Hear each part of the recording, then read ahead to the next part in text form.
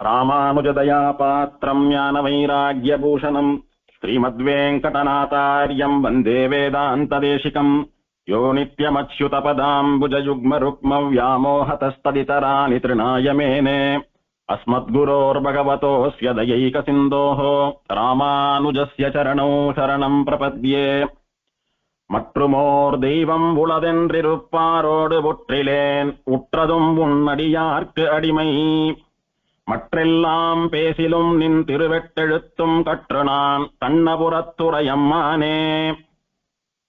108 திவ்யதேச வைபவங்கள்ல சோழ நாட்டு திருப்பதிகளில் ஒன்றானதும் திவ்யதேசங்களிலே தலையான திவ்யதேசங்களில் முக்கியமானதும் நம்மாழ்வார் என்ன, திருமங்கை ஆழ்வார் என்ன, இப்படி பல ஆழ்வார்களை எம்பெருமான் உருக்கி தன்பாலே ஈர்த்ததுமான திரு கண்ணபுரம் என்கிற திவ்யதேசத்தை அனுபவிக்கப் போகிறோம். கண்ணனுடைய க்ஷேத்திரங்களாக பஞ்ச கிருஷ்ண க்ஷேத்திரங்கள் அப்படின்னு சம்பிரதாயத்துல பிரசித்தியாக கொண்டாடப்படுகிற 5 திவ்யதேசங்களிலே ஒன்று. பஞ்ச கிருஷ்ண க்ஷேத்திரங்கள் கண்ணனுடையதான க்ஷேத்திரம். கிருஷ்ண க்ஷேத்திரம், கிருஷ்ணனுடைய ஊர், அங்கே சேவை சாதிக்கிற பிரதானமான எம்பெருமான் கிருஷ்ணன் அப்படின்னு கண்ணனுடைய திருத்தலங்களாக ஒரு 5 க்ஷேத்திரங்களை சொல்றோம். திருக்கண்ணபுரம், திருக்கண்ணமங்கை, திருக்கண்ணங்குடி, திருக்கவித்தலம், திருக்கோவலூர் என்று சொல்லக்கூடிய 5 திவ்யதேசங்கள். அதிலே ஒன்னும் இந்த திருக்கண்ணபுரம்னு சொல்லக்கூடியதான கிருஷ்ணாரண்ய க்ஷேத்திரம். அரண்யம் அப்படின்னா வனம். இந்த வனத்திற்கு கண்ணனுடைய பெயராலே கண்ணன் காடு கிருஷ்ணாரண்யம்னு திருநாமம். சப்த புண்ணிய கஷேத்திரம் அப்படின்னு வழங்கப்படக்கூடியதான திவ்யதேசம். கண்வபுரம் அப்படின்னு ஒரு பேர் உண்டு. கண்வ மகரிஷின்னு சொல்லக்கூடிய மகரிஷிக்கு எம்பெருமான் பிரத்யட்சமா சேவை சாதித்தபடியினாலே அவருடைய திருநாமத்தினாலே கண்வபுரம் அப்படின்னு வழங்கப்படுறது. பஞ்சகிருஷ்ண கஷேத்திரங்கள்ல ஒண்ணு. ஆழ்வார்கள் எல்லாம் கணபுரம், கண்ணபுரம், திருக்கண்ணபுரம் அப்படின்னு தங்களுடைய பாசுரங்களாலே மங்களாசாசனம் பண்ணின அத்தியாச்சரியமான திவ்யதேசம். நம்முடைய சம்பிரதாயத்திலே பிரதானமா 3 வீடு சொல்லுவா. வீடு அப்படின்னா எம்பெருமான் எழுந்தருளி இருக்கக்கூடியதான அகம், கிரகம். எம்பெருமான் நீக்கமறை எங்கும் நிறைந்திருந்தாலும் விசேஷமா ஆழ்வார்களாலே மங்களாசாசனம் பண்ணப்பட்ட திவ்யதேசங்களிலே நித்திய சாநித்தியத்தோட விசேஷ சாநித்தியத்தோட எழுந்தருளி இருந்தாலும் எம்பெருமானுக்கு மிக மிக மிக மிக உகந்த இடங்கள், எம்பெருமான் அடியார்களோட கூட கூடி குழாவிய இடங்கள், அடியார்கள் கணக்கற்றவர்கள் எம்பெருமானை அனுபவித்ததான க்ஷேத்திரங்கள் அப்படின்னு பெருமாளுக்கு மிகவும் திருவுள்ளம் உகந்த சில இடங்கள் உண்டு. அதிலே மேலை வீடு அப்படின்னு ஸ்ரீரங்கம் பெரிய கோயில சொல்றோம். மேற்கிலே இருக்கக்கூடிய எம்பெருமானுக்கு மிகவும் உகந்த வீடு மேலை வீடு ஸ்ரீரங்கம். கீழை வீடுன்னு சொல்லக்கூடியது இந்த திருக்கண்ணபுரம். சம்பிரதாயத்துல கீழ வீடு அப்படின்னு சொன்னா அது திருக்கண்ணபுரம். கிழக்கு திசையிலே இருக்கக்கூடிய எம்பெருமானுக்கு மிகவும் உகந்ததான திவ்யதேசமானபடியினாலே கீழை வீடு. இது ரெண்டுத்துக்கும் நடுவுல இருக்கிறபடியினால திருக்குடந்தை அமுதன் சன்னதிக்கு நடுவீடுன்னு திருநாமம். அதை திருக்குடந்தை திவ்யதேச வைபவத்தை அனுபவிக்கிற போது பறக்க பார்த்தோம். நடுவீடு அப்படின்னு திருக்குடந்தைக்கு பேர். இப்படியாக சம்பிரதாயத்திலே கீழை வீடு என்று கொண்டாடப்படுகிறதான திவ்யதேசம். ஸ்ரீ கிருஷ்ணாரண்யே க்ஷேத்திரம் வனம் நதி சிந்துஹு புரம் புஷ்கரிணி ததா விமானம் சப்த புண்ணியானி எத்திர தேசகா சுதுர்லபகா அப்படின்னு ஸ்தல புராணம் இந்த திவ்யதேசத்தை கொண்டாடுகிறது. அதாவது இந்த திவ்யதேசத்திற்கு சப்த புண்ணிய கஷேத்திரங்கள் அப்படின்னு பேரு. சப்த புண்ணிய கஷேத்திரம், 7 புண்ணியங்களை உடையதான கஷேத்திரம். அது என்ன 7 புண்ணியம் அப்படின்னா, ஒரு புண்ணிய தீர்த்தம் அப்படின்னு எதை சொல்றோம்? எந்த தீர்த்தத்திலே நாம் ஸ்நானம் பண்ணின மாத்திரத்தில் நம்முடைய பாவங்கள் எல்லாம் போய் நமக்கு ஏதோ புண்ணிய பலன்கள் ஏற்படுகிறதோ அந்த தீர்த்தத்தை புண்ணிய தீர்த்தம்னு சொல்றோம். எந்த க்ஷேத்திரத்துக்கு போய் கொஞ்ச நேரம் வாசம் பண்ணின மாத்திரத்தினால நம்முடையதான பாவங்கள் போய் நமக்கு புண்ணிய பலன்கள் ஏற்படுகிறதோ அந்த க்ஷேத்திரத்தை புண்ணிய கஷேத்திரம்னு சொல்றோம். கோபுர தர்சனம் கோட்டி புண்ணியம் அப்படின்னு ஒரு பழமொழி உண்டு. எம்பெருமானுடைய திருக்கோயில் ராஜகோபுரத்தையோ விமானத்தையோ சேவிக்கிற போது நம்முடைய பாவம் போய் நமக்கு புண்ணிய பலன்கள் ஏற்படுகிறது. அதனால அதை புண்ணியம் தரக்கூடியதான தர்சனம்னு சொல்றோம். இப்படி 7 விதமான புண்ணியங்கள் நிறைந்திருக்கக்கூடிய க்ஷேத்திரமானபடியினாலே சப்த புண்ணிய கஷேத்திரம் அப்படின்னு இந்த க்ஷேத்திரத்துக்கு திருநாமம் ஸ்தல புராணத்துல பிரசித்தமா வழங்கப்படுறது. என்னென்ன 7 புண்ணியங்கள் அப்படின்னா, கிருஷ்ண கஷேத்திரம் அப்படின்னு க்ஷேத்திரத்துக்கே பேரு. இது ஒரு புண்ணிய கஷேத்திரம். க்ஷேத்திரம் புண்ணிய கஷேத்திரம்னு சொல்லக்கூடியதான புண்ணியம். இந்த க்ஷேத்திரத்துக்கு போன மாத்திரத்துல, இந்த க்ஷேத்திரத்தினுடைய திருநாமத்தை வாயாலே உச்சரித்த மாத்திரத்துல, இந்த க்ஷேத்திரத்தை மனசால நினைச்சின்ற மாத்திரத்துல, இந்த க்ஷேத்திரத்துக்கு போய் தீர்த்தாமாடியோ பெருமாளை சேவித்தோ இதெல்லாம் பண்ணலன்னா கூட க்ஷேத்திரத்துக்கு போன மாத்திரத்துல இந்த க்ஷேத்திரத்தினுடைய பெருமையே தெரியலன்னாலும் பரவாயில்ல, விதிவசமாக ஒருத்தன் அந்த க்ஷேத்திரத்துல பிறந்திருக்கான்னு சொன்னாலோ, அல்லது எங்கேயோ பிறந்து எங்கேயோ வளர்ந்த ஒருவன் அங்க போய் பிராணனை விட்டான்னு சொன்னாலோ, அந்த எம்பெருமானுடைய சாநித்தியத்தினாலே அந்த க்ஷேத்திரமே அவனுக்கு ஒரு நன்மையை பண்ணும். அந்த க்ஷேத்திர வாசத்தினாலேயே அவனுடைய பாவங்கள் எல்லாம் போய் அந்த க்ஷேத்திரத்து எம்பெருமான், அந்த க்ஷேத்திரத்து பாகவதா, அந்த க்ஷேத்திரத்து தீர்த்தங்கள், அந்த க்ஷேத்திரத்து கோபுரங்கள், விமானங்கள் இதையெல்லாம் கண்ணால பார்க்கிறபடியினாலும் மனசாலே அனுபவிக்கிறபடியினாலும் இவனத உபாயம் அப்படின்னு நினைச்சு பண்ணலன்னாலும் கூட இவனுடைய பாவங்கள் போய் இவனுக்கு புண்ணிய பலன்கள் ஏற்படுமானபடியினாலே ஒரு க்ஷேத்திரத்துல வசிப்பதற்கு கொடுத்து வைத்திருக்க வேண்டும். அதனால க்ஷேத்திரம் புண்ணிய க்ஷேத்திரம்னு சொல்லக்கூடியது முதல் புண்ணியம். சப்த புண்ணியங்கள்ல முதல் புண்ணியம் க்ஷேத்திரம், கிருஷ்ண க்ஷேத்திரம்னு சொல்லக்கூடியதான புண்ணிய க்ஷேத்திரம். ரெண்டாவது, ஒரு க்ஷேத்திரம் அப்படின்னா ஒரு வனத்துக்குள்ள இருக்கும். அந்த வனம் கண்ணனுடைய பெயராலே கண்ணனுடைய திருவடி பட்டதான கண்ணன் காடுன்னு சொல்லக்கூடிய கிருஷ்ணாரண்யம். அரண்யத்துக்கு என்ன பேருன்னா கிருஷ்ண அரண்யம். இந்த வனமும் உத்தமமா கண்ணனுடைய சம்பந்தம் பெற்றதான கண்ணனுடைய திருவடி பட்டதான இடம். கிருஷ்ணாரண்ய கஷேத்திரம் ஒன்னும் இங்க எழுந்தருள் இருக்கிற பெருமாள் சாட்சாத் கண்ணன், அவன் திருவடிப்பட்ட இடம். இந்த அரண்யத்திலே, இந்த புண்ணியமான வனத்திலே பல ரிஷிகள் என்ன, பல மகான்கள் என்ன, தேவர்கள் என்ன, பாகவதால் என்ன, இவெல்லாம் தபஸ் பண்ணி பெருமாளை சேவித்திருக்கிறார்கள். பல மகானுபாவர்கள், ஆழ்வார்கள் என்ன, ஆச்சாரியர்கள் என்ன, பூர்வர்கள் என்ன, அர்ச்சகர்கள் என்ன, இவெல்லாம் எம்பெருமான பிரத்யட்சமா சேவித்து அவனோட பேசி எம்பெருமானுடையதான வைபவத்தில் தங்களுடைய வரலாற்றையும் இணைத்துக் கொண்ட மகான்கள் எத்தனையோ பேர் இந்த க்ஷேத்திரத்துல பெருமாளை சேவித்திருக்கா, பெருமாளை நோக்கி தபஸ் உபாசனை எல்லாம் பண்ணிருக்கா. அதனால எந்த க்ஷேத்திரத்துல எந்த வனத்துல போய் ஒரு வைதிக காரியத்தையோ ஒரு புண்ணிய காரியத்தையோ பண்ணா சீக்கிரம் பலன் கொடுக்குமோ, அந்த மாதிரியான விரைவில் பலன் தரக்கூடிய புண்ணியமான காடுகளில் வனங்களில் இதுவும் ஒன்று. யாகம் பண்ணணும், சீக்கிரம் பெருமாள் வரணும், தபஸ் பண்ணா சீக்கிரம் பெருமாள் வந்து சேவை சாதிக்கணும், எங்க போய் இந்த தபஸையோ யாகத்தையோ பண்ணலாம் அப்படின்னு தேவர்களோ ரிஷிகளோ கேட்கிற போது மகான்களா இருக்கிறவா என்ன சொல்லுவா, நாரதர் முதலானவா, பிரம்மா முதலானவா எல்லாம், இது பூலோகத்திலே மிகவும் விலட்சணமான க்ஷேத்திரம், இங்க போனையானா உன்னுடைய தபஸ் சீக்கிரம் பூர்த்தியாகும், இங்க போனையானா உன்னுடைய யாகத்திற்கு ரொம்ப சீக்கிரம் பெருமாள் வந்து சேவை சாதிப்பார் அப்படின்னு எல்லாம் சொல்றாள் இல்லையோ. அந்த மாதிரி இந்த வனம் அரண்யம் ஒரு புண்ணியமான வனம். இங்க போன மாத்திரத்துல அந்த தபஸ் பண்ணக்கூடியவனுடையதான பாவங்கள்லாம் மொத்தமா அழிஞ்சு போறது, அவனுடையதான பாபம் மொத்தமா அழிஞ்சு போயிட்டபடினாலே அவன் துளியும் பாப சம்பந்தமே இல்லாமல் புண்ணிய க்ஷேத்திர புண்ணிய தீர்த்த பிரபாவத்தினாலே புண்ணியாத்மாவாக இருந்து தபஸ் பண்றபடினால, பாவம் இல்லாமல் தபஸ் பண்ணிக்கிறபடினாலே, புண்ணிய க்ஷேத்திரத்தில் தபஸ் பண்ணுகிறபடினாலே பெருமாள் சீக்கிரம் வந்து சேவை சாதிக்கக்கூடியதான விரைவில் பலன் தரக்கூடியதான புண்ணிய வனம். புண்ணிய க்ஷேத்திரம் 1, புண்ணிய வனம் 2. மூணாவது, க்ஷேத்திரம் அப்படின்னு சொல்லக்கூடியது பெரிய விஸ்தீர்ணமானது, ஒரு சின்ன நாடுன்னு வச்சுக்கலாம். 4 பக்கமும், இந்த பக்கம் சமுத்திரம், அந்த பக்கம் நதி, இந்த பக்கம் மலை, இந்த பக்கம் சாரக்ஷேத்திரம் அப்படின்னு 4 விதமான எல்லைகள் சொல்லப்பட்டிருக்கிறது இந்த கிருஷ்ணாரண்யம்னு சொல்லக்கூடியதான திருக்கண்ணபுரத்திற்கு. இப்ப நாம போய் சேவிக்கிற திருக்கண்ணபுரம்னு சொல்லக்கூடிய குக்கிராமம் இருக்கிறதே, அந்த கிராமம் மட்டும் கிருஷ்ணாரண்ய கஷேத்திரம் கிடையாது. அந்த கிருஷ்ணாரண்ய கஷேத்திரத்துக்கு நடுநாயகமா திருக்கண்ணபுரமும் அந்த எம்பெருமானுடைய சந்நிதியும் இருக்கின்றனவே ஒழிய, அதை சுத்தி இத்தனை யோஜன தூரம், இத்தனை விஸ்தீர்ணம், இத்தனை அகலம், இத்தனை நீளம் கிருஷ்ணாரண்ய கஷேத்திரம்னு பேரு. அதுல கிருஷ்ணாரண்ய வனம். ஊருக்கு என்ன பேர் அப்படின்னா கிருஷ்ணபுரம்னு பேரு. கண்ணபுரம்னு தமிழ்ல ஆழ்வார்கள் சொல்லியிருக்காளே, அது ஸ்தல புராணத்திலே சம்ஸ்கிருதத்திலே கிருஷ்ணபுரம் என்று வர்ணிக்கப்பட்டதான ஊர். கிருஷ்ணபுரத்தை தான் தமிழ்ல கண்ணபுரம், திருக்கண்ணபுரம் சொல்ற ஆழ்வார்கள்லாம். இப்படி க்ஷேத்திரம் கிருஷ்ண கஷேத்திரம்னு சொல்லக்கூடிய புண்ணிய கஷேத்திரம், வனம் கிருஷ்ண வனம்னு சொல்லக்கூடிய கிருஷ்ணாரண்யம் புண்ணியம். அடுத்தது ஊர் கண்ணபுரம் அப்படின்னு பெருமாளுடைய பெயராலேயே அமைந்ததான ஊர். பெருமாளுடைய பெயரால் அமைந்த ஊர், பெருமாள் வாசம் பண்ணக்கூடிய ஊர். அதுக்கு என்ன பெருமைன்னா, பெருமாளுக்குரிய அத்தனை பெருமையும் பெருமாள் வசிக்கிற ஊருக்கும் உண்டு. பெருமாளுக்கு இருக்கிற அத்தனை பெருமையும் திவ்ய தேசத்திற்கும் உண்டு. அதனாலதான் ஆழ்வார்கள்லாம் பல இடங்கள்ல அரங்கா என்ற அழைப்பராகில் கிடையாது, அரங்கம் என்ற அழைப்பராகில். ஸ்ரீரங்கம் அப்படின்னு சொன்னாலே அவனுடைய பாவங்கள்லாம் போறதாம். சென்னுகேர் திருவேங்கட மாமலை ஒண்ணுமே தொழ நம்பினை ஓயுமே. திருவேங்கடமுடையான சேவிக்கணும்ன்றது கூட இரண்டாம் பட்சம். திருவேங்கட மலையை சேவித்தாலே போகும், பாவங்கள் எல்லாம் நல்ல பலன்கள் எல்லாம் கிடைக்கும் அப்படின்னு சொல்றாலே. அதனால பகவான் வசிக்கக்கூடியதான ஊருக்கு பகவானுக்குரிய அத்தனை பெருமைகளும் உண்டு. அதனால ஊரே புண்ணியபுரி அப்படின்னு சொல்லக்கூடிய புண்ணியமான கிருஷ்ணபுரம், கண்ணபுரம்.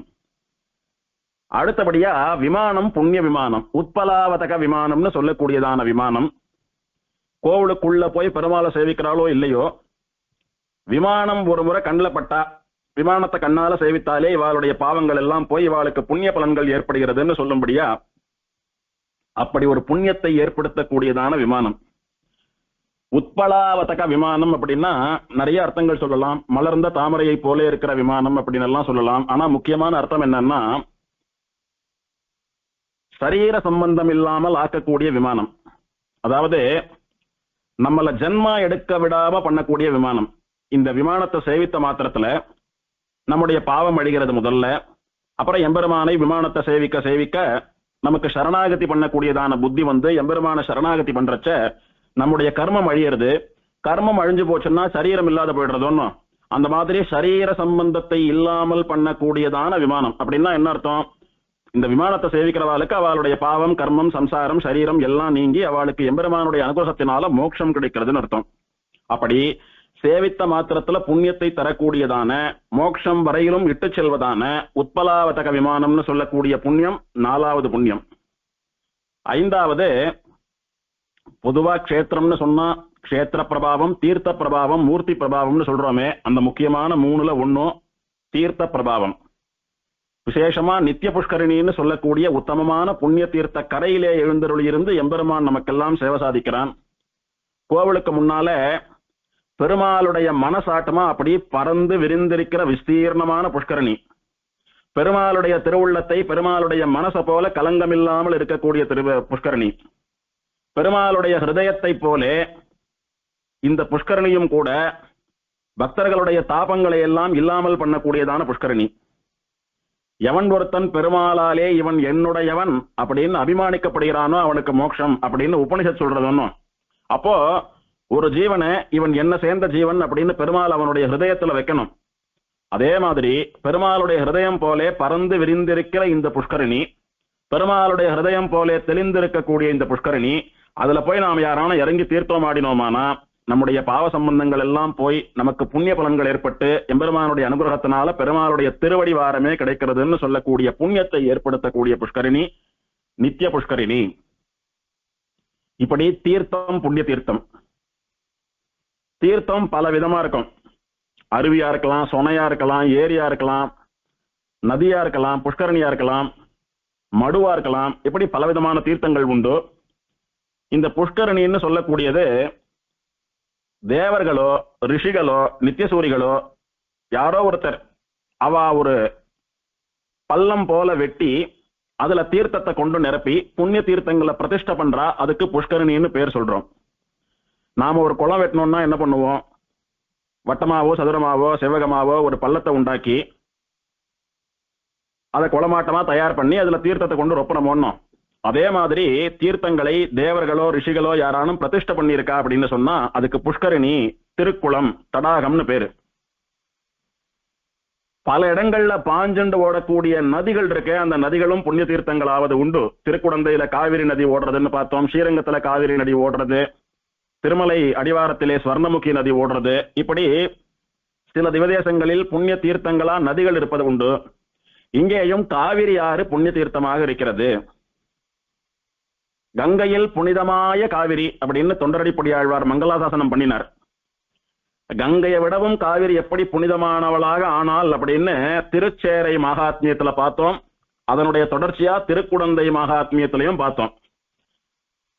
உன்னுடைய ஸ்ரீபாத தீர்த்தமானபடியினால நதிகள்ல சிறந்த நதியா கங்கை தான் மதிக்கப்படுறா, அவளை விட எனக்கு சிறந்த பெருமை வேணும் அப்படின்னு திருச்சேரையில காவிரி தபஸ் பண்ணி பெருமாள் மாமதலை பிரானா குழந்தையா தவழ்ந்து வந்து அந்த வரத்தை அவளுக்கு ஸ்ரீரங்கத்துல நான் நிறைவேற்றுறேன்னு சொல்லி ஸ்ரீரங்கத்துல உபய காவேரி மத்தியே எம்பெருமான் சயனித்துக் கொண்டு என்றோ ஒரு நாள் எம்பெருமானுடைய ஸ்ரீபாத சம்பந்தம் பெற்றதனால பெருமை படைத்த கங்கையை விட என்றைக்கும் எல்லா நாளும் எம்பெருமானுடைய திருமேனி சம்பந்தத்தை தீண்டிக் கொண்டிருக்கக்கூடிய காவிரி ரொம்ப வசந்தவோ அப்படின்னு ஆழ்வாரே கங்கையில் புனிதமாய காவிரி, கங்கையை விடவும் புனிதமானவள் காவிரின்னு தன் வாக்கால் அனுகிரகித்தார்.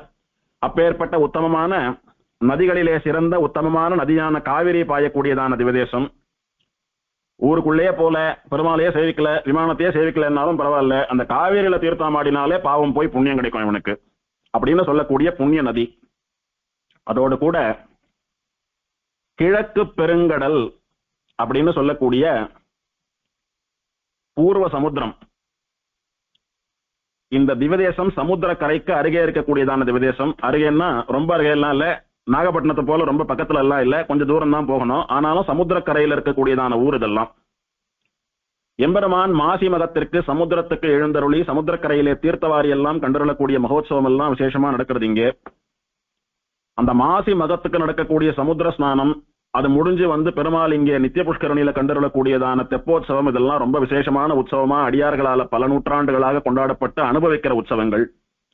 அப்படி எம்பெருமானுடைய ஸ்ரீபாத தீர்த்த சம்பந்தம் பெறுவதான புண்ணிய சமுத்திரம்.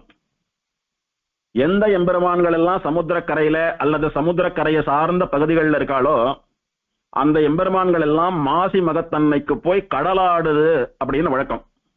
கடலாடுதல் அப்படின்னா சமுத்திரத்துல போய் பெருமாள் தீர்த்தவாரி கண்டுள்ளுவர்.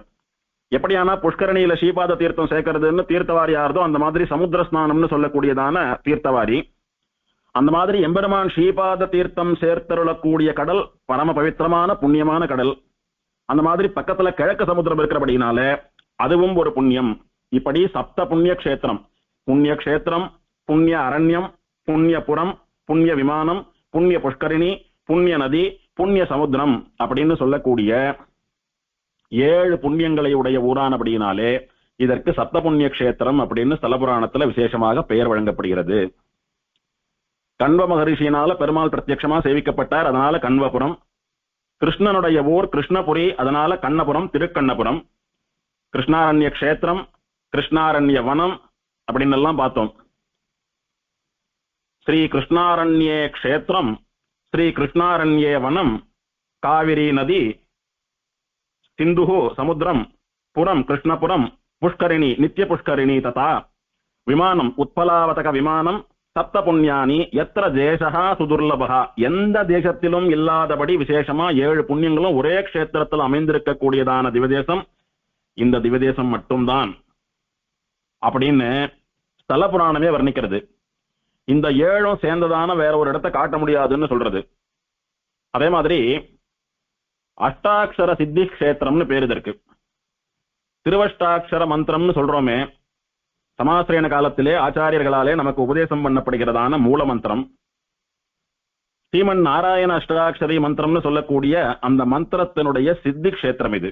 அப்படின்னா அந்த மகா மந்திரத்தை இங்க ஜபிக்கிறவாளுக்கு கூடிய சீக்கிரம் அதி சீக்கிரமா மந்திர சித்தி ஏற்படக்கூடியதான கஷேத்திரம். யதா சர்வேஷு தேவேஷு நாஸ்தி நாராயணாத் பரஹா, எங்கும் எப்போதும் எவ்வுலகிலும் ஸ்ரீமன் நாராயணனை விட மேலான தெய்வம் ஒண்ணு கிடையாது. ததா சர்வேஷு மந்திரேஷு ந மந்திரோ அஷ்டாட்சராத் பரஹா, அந்த ஸ்ரீமன் நாராயணனுடைய மந்திரங்கள் பல மந்திரங்கள் இருந்தாலும் அதுல வசந்த மந்திரங்களாக சொல்லப்பட்ட வியாபக மந்திரங்கள், அதாவது விஷ்ணு ஷடக்ஷரி, நாராயண அஷ்டாட்சரி, வாசுதேவ துவாதசாட்சரின்னு சொல்லக்கூடிய 6 எழுத்து மந்திரமான விஷ்ணு மந்திரம் என்ன, 8 எழுத்து மந்திரமான நாராயண மந்திரம் என்ன, 12 எழுத்து மந்திரமான துவாதசாட்சர மந்திரம்னு சொல்லக்கூடிய வாசுதேவ மகாமந்திரம் என்ன, இந்த வசந்த 3 வியாபக மந்திரங்களிலும் கூட வசந்த மந்திரமாக இருக்கக்கூடியது நாராயண அஷ்டாட்சரி மந்திரம்னு சொல்லக்கூடிய மந்திரம். அதனால ததா சர்வேஷு மந்திரேஷு ந மந்திரோ அஷ்டாட்சராத் பரஹா, ஸ்ரீமன் நாராயணனாகிற பரதெய்வத்தை சொல்லக்கூடிய மந்திரங்களிலும் வசந்த மந்திரம் திருவஷ்டாட்சரம், அதுக்கு மேலான மந்திரம் ஒண்ணு கிடையாது. அதனாலதான் திருமந்திரத்தை நம்முடைய சம்பிரதாயத்துல மந்திர ராஜம் அப்படின்னா, மந்திரங்களுக்கெல்லாம் ராஜா எதுன்னு சொன்னா திருமந்திரம்னு சொல்லக்கூடிய 8 எழுத்து மந்திரம். அந்த மந்திரம் இங்கு விசேஷமான பலன்களோட கூட ஜபிக்கிறவாளுக்கு மந்திர சித்தியை கொடுக்குமா. எத்திர அஷ்டாட்சர சம்சித்தோ மகாபாகோ மகீயத்தே ந தத்திர சஞ்சரிஷ்யந்தி வியாதி துர்பிக்ஷ தஸ்கராக அப்படின்னு நாரத புராணத்துல சொல்லப்பட்டிருக்கு. எவன் ஒருத்தன் சமாசிரயணம் பண்ணிண்டு முறைப்படி ஆச்சாரியனிடத்துல திருவஷ்டாட்சர மந்திரத்தை உபதேசமா வாங்கிண்டு அந்த திருமந்திர ஜபத்துக்குரிய நிஷ்டைகளின்படி வாழ்ந்துண்டு தவறாம திருவஷ்டாட்சர மகாமந்திரத்தை நித்தியம் ஜபிச்சுருக்கானோ அந்த மகானுபாவனுடைய வாசத்தினாலே அவன் வசிக்கக்கூடியதான ஊரில் வியாதி, பஞ்சம், இயற்கை பேரழிவுகள், இந்த மாதிரி எந்த விதமான ஒரு துர்பிக்ஷங்கள், அதாவது சுபிக்ஷம் அப்படின்னா வளமை, நன்னா சௌக்கியமா இருக்கிறது. துர்பிக்ஷம் அப்படின்னு சொன்னா வாழ்வொழிந்து போவது, வளம் குன்றி போவது. அப்பேற்பட்ட வாழ்க்கையில் கஷ்டங்கள் எல்லாம் இருப்பதில்லை. அப்ப என்ன அர்த்தம்? எங்க ஒருத்தர் திருவஷ்டாட்சர மந்திரத்தை ஜபிக்கிறவர் இருந்துருக்காரோ அந்த ஊர்ல அவருடையதான ஜப மகிமையினாலே லோகம் சுபிக்ஷமா இருக்கும்னு சொல்றது நாரதீய புராணம். திருமந்திரத்தை ஜபம் பண்றவர் ஒருத்தர் வாசம் பண்ணினாலே அந்த ஊருக்கு அத்தனை பெருமைன்னு சொன்னா, அந்த திருமந்திர சித்தியை ஏற்படுத்தக்கூடிய க்ஷேத்திரம்னு சொன்னா இது எப்பேற்பட்ட க்ஷேத்திரமாக இருக்கும்னு அதை வச்சு இதை புரிஞ்சுக்கணும். இப்படி ஸ்ரீமத் அஷ்டாட்சர மகாமந்திர சித்தி க்ஷேத்திரம் அப்படின்னு பேரு. பல ரிஷிகள் இந்த க்ஷேத்திரத்துக்கு வந்து திருமந்திரம்னு சொல்லக்கூடிய அஷ்டாட்சர மந்திரத்தை நியமப்படி தபஸ் பண்ணி ஜபித்து எம்பெருமான பிரத்யட்சமா சேவிச்சிருக்கா. அப்படி அஷ்டாட்சர மகாமந்திர க்ஷேத்திரம் எப்படியானா பத்ரிகாசிரம க்ஷேத்திரத்துல எம்பெருமான் நரநாராயணாவதாரம் பண்ணி திருமந்திரத்தை வெளியிட்டானோ அந்த பெருமையினால அங்க திருமந்திர ஜபம் பண்றது விசேஷம்னு சொல்றோமோ, அந்த மாதிரி அஷ்டாட்சர மகாமந்திர சித்தி க்ஷேத்திரமானபடியினால திருக்கண்ணபுரத்திலும் எம்பெருமான் சந்நிதியிலே அஷ்டாட்சர மந்திர ஜபம் பண்றது கோடி பலன் தரும். சமாசிரயணமான ஒரு ஸ்ரீ வைஷ்ணவாலும் நித்தியம் அவசியம் ஜபிக்க வேண்டிய மந்திரங்கள், ரகசியத்திரயம்னு சொல்லக்கூடிய மந்திரங்கள், என்னென்ன மந்திரங்கள் உபதேசமாகி இருக்கிறதோ அனுதினமும் அந்த மந்திரங்களை விடாமல் ஜபிக்க வேணும். அது ஆக்ஞா கைங்கரியம், ஜபித்தே ஆக வேணும். ஜபித்தா விசேஷமான பலன்கள்னு சொல்றதை விட ஜபிக்கலன்னா எம்பெருமானுடைய கோபத்திற்கும் தண்டனைக்கும் ஆளாவோம்னு சொல்லக்கூடியதான ஆக்ஞா கைங்கரியம், ஒரு ஸ்நானத்தை போல, ஒரு சந்தியாவந்தனத்தை போல, ஒரு பகவத் ஆராதனத்தை போல.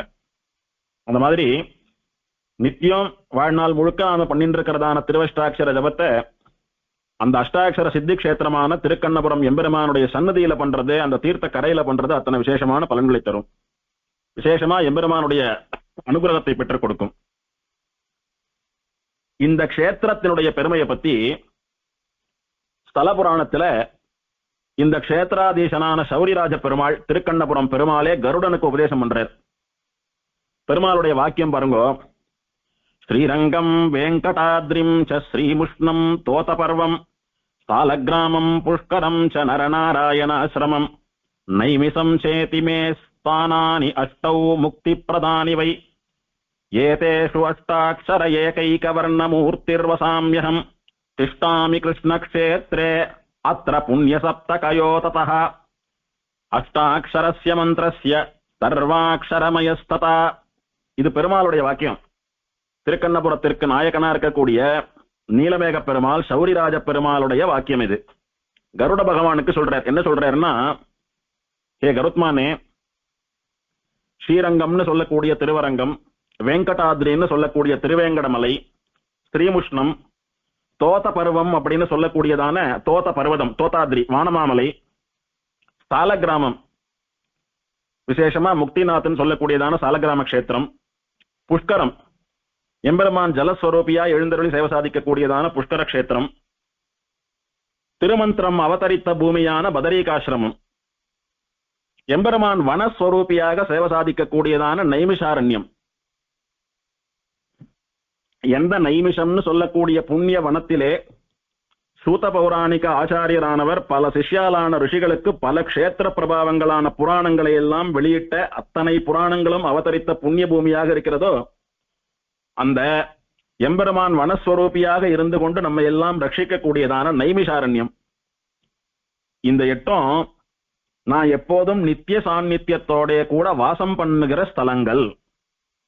பெருமாள் இங்கெல்லாம் ஸ்வயம்புவா ரொம்பவும் விரும்பி வந்து விசேஷமா தன்னுடைய அனுகிரகத்தை இந்த ஊரிலே வைத்து, இங்க பிறக்கிறவா வாழறவா போறவா எல்லாருக்கும் என்னுடைய அனுகிரகத்தினால சொந்த மோட்சம் ஏற்படுகிறதுன்னு சொல்லும்படி எம்பெருமானுடைய நித்திய சாநித்தியம் பூரணமாக நிறைந்து விளங்கக்கூடிய க்ஷேத்திரங்கள் அப்படின்னு பெருமாளே சொல்றார்.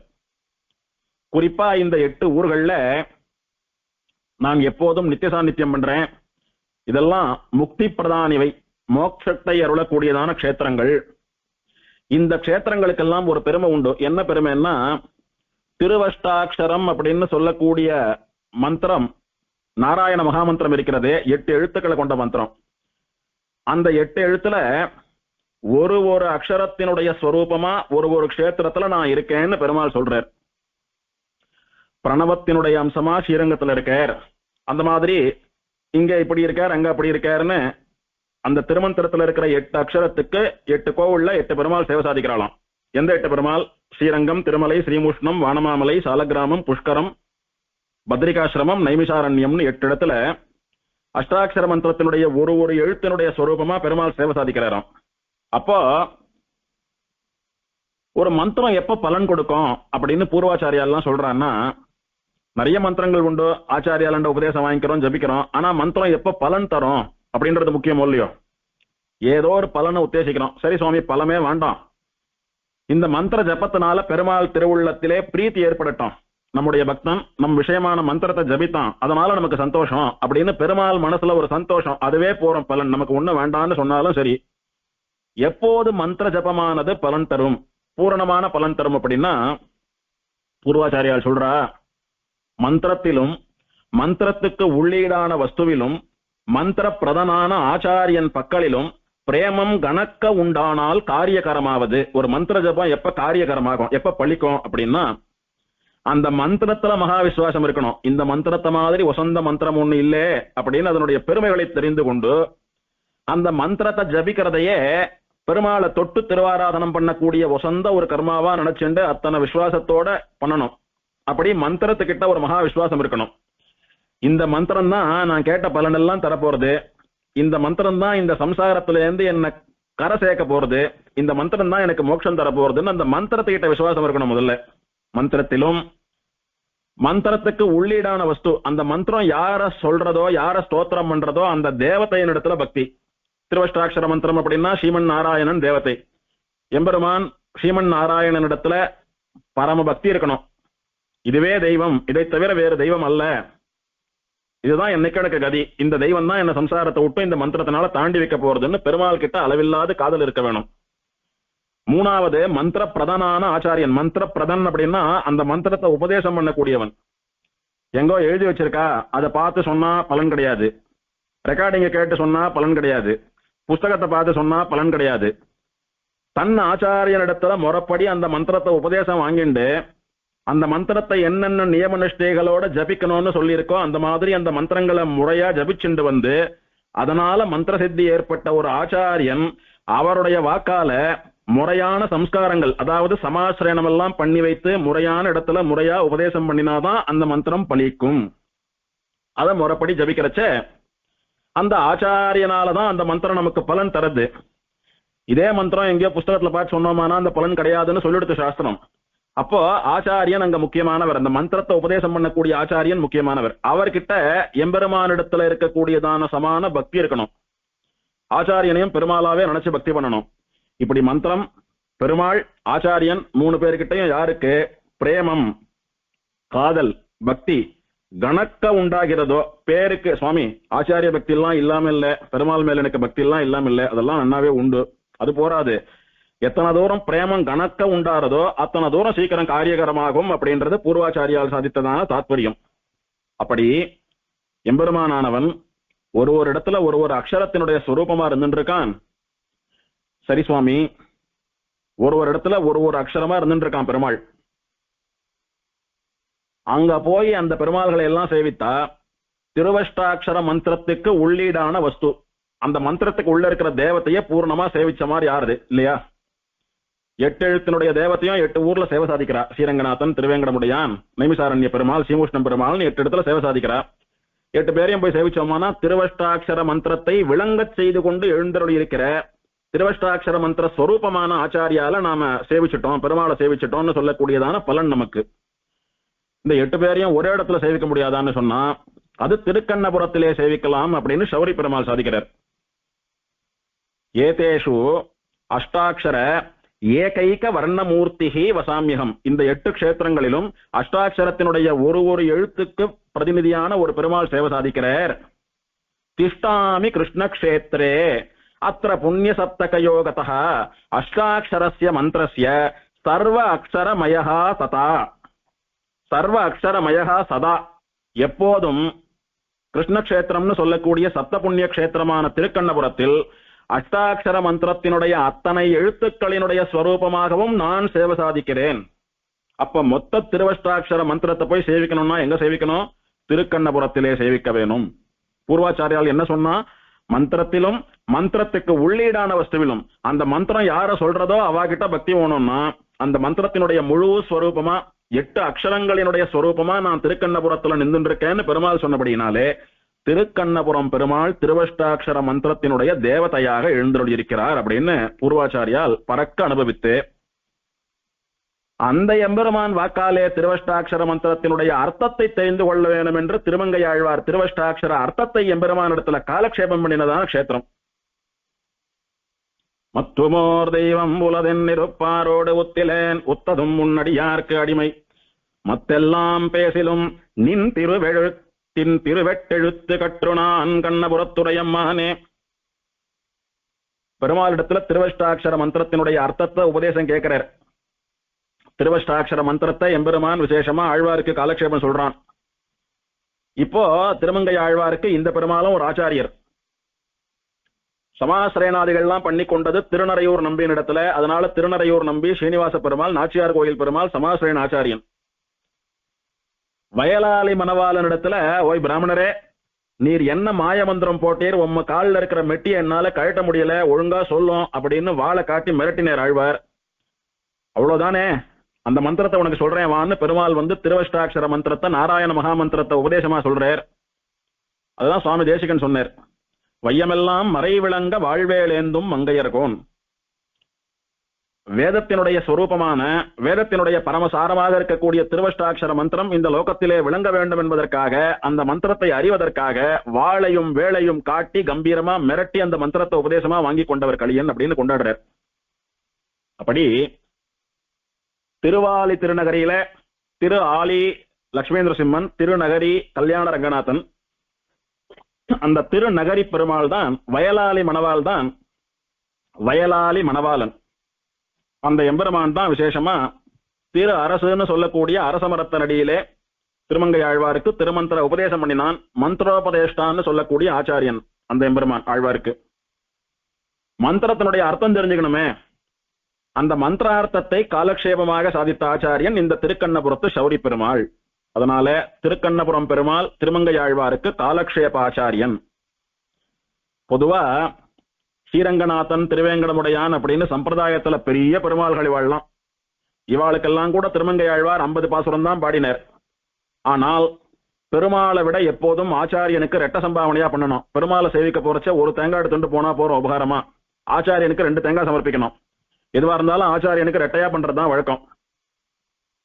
பெருமாள் எழுந்தருள்கிற போது ஒற்றை திருச்சின்னம் தான் பரிமாறுவா, ஆச்சாரியன் எழுந்தருள்கிற போது ரெட்ட திருச்சின்னம் பரிமாறுறா.